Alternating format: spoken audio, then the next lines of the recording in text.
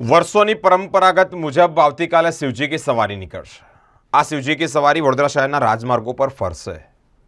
તૈયારીઓ ધૂમધામપૂર્વક થઈ રહી છે। દર્શક મિત્રો, શિવજી કી સવારીની સાથે સાથે અલગ અલગ જગ્યાએ ભજન સંધ્યા પણ યોજાય છે। આવતીકાલે જ્યારે આ સવારી નીકળવાની હોય ત્યારે યોગેશભાઈ પટેલ જો ધારાસભ્ય છે, તેઓએ શિવરાત્રી પૂર્વે જ એટલે કે આજે સમીક્ષા કરી છે। કયા પ્રકારની તૈયારીઓ છે, કેટલા લોકો આવી શકે છે, કયા લોકો કયા રૂટ પરથી નીકળવાના, આ તમામ બાબતે તેઓએ એટલે કે યોગેશભાઈ પટેલે સમીક્ષા કરી છે। આવતીકાલે દેવોના દેવ મહાદેવની મહાશિવરાત્રિ વડોદરા શહેરમાં ઘણા બધા સમયથી એટલે કે ઇતિહાસના પરંપરાગતથી દર્શક મિત્રો શિવજી કી સવારી નીકળે છે। સુરસાગર તળાવ સ્થિત સુવર્ણ મડિત સર્વેશ્વર મહાદેવની મહાઆરતી પણ કરવામાં આવે છે। શિવ પરિવાર દ્વારા અહીંયા યાત્રા નીકળે છે। સાંજે 7:30 કલાકે મહાઆરતી પણ યોજાય છે। તળાવ ખાતે ધામધૂમપૂર્વક તૈયારીઓ ચાલી રહી છે। ત્યારે સત્યમ શિવમ સુંદરમ સમિતિના પૂર્વ પ્રમુખ અને માંજલપુર વિધાનસભાના ધારાસભ્ય યોગેશભાઈ પટેલે આ તમામ બાબતે સમીક્ષા કરી અને તૈયારીઓને નિહાળી છે। પૂજ્ય સ્વામીજીનું જે એક સપનું હતું, સાવલીવાલા સ્વામીજીએ સુસાગરની મધ્યમાં ભગવાન શિવજીની મૂર્તિ બને માટે એમનું એક સપનું હતું। એ 1996માં આ સર્વેશ્વર મહાદેવનું કામ શરૂ કરેલું। 2002માં પૂજ્ય પ્રમુખ સ્વામીના હસ્તે આનું લોકાર્પણ થયેલું। આ પછી 2016માં આપણે નક્કી કર્યું શિવ પરિવાર દ્વારા કે એ સર્વેશ્વર મહાદેવ 111 ફૂટ છે, એને સુવર્ણથી મઢિત કરવું। એ રીતે 2023માં આ કામ પૂર્ણ થયું। આ શિવ પરિવાર દ્વારા 1996થી સુસાગરની ચોફેર મહાઆરતી થાય છે।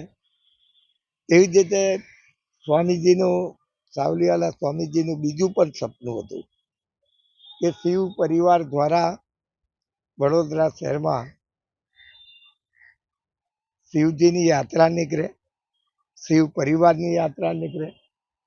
એટલે 2013થી શિવ પરિવાર યાત્રા શરૂ કરી।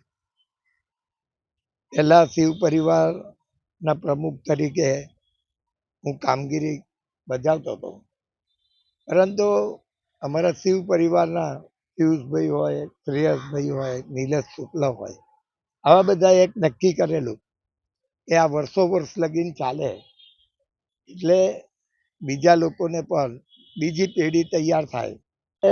તૈયારીઓ ચાલી રહી છે, સ્ટેજ બની રહ્યા છે।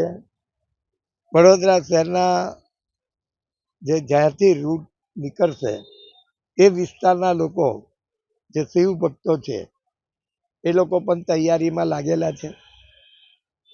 કોંગ્રેસના આપણા ભથ્થુભાઈ પણ વર્ષોથી જે સેવા આપી રહ્યા છે એ રીતે પણ સેવા આપી રહ્યા છે। આ શિવજીની સવારી હજુ બી ધામધૂમથી નીકળે એ માટે શિવ પરિવારના જે બી સભ્યો છે, પહેલા અત્યાર સુધીને ખાલી 56 સભ્યો હતા, પરંતુ હજુ પણ સારી રીતે આ પરિવારની યાત્રા નીકળતી રહે એ માટે વિવિધ વિસ્તારોમાંથી મયંકભાઈની આગેવાનીમાં અનેક શિવ ભક્તો જોડાયા છે। લગભગ 350 જેટલા યુવાનો આ વખતે શિવ પરિવારમાં જોડાયા છે।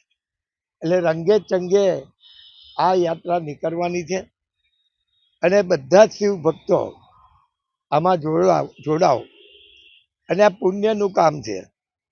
શિવજીની યાત્રામાં જે પણ ભક્તો જોડાય છે એને મને લાગે છે કે જે બી એમને પુણ્ય મળી રહ્યું છે, અને ભગવાન શિવજી તો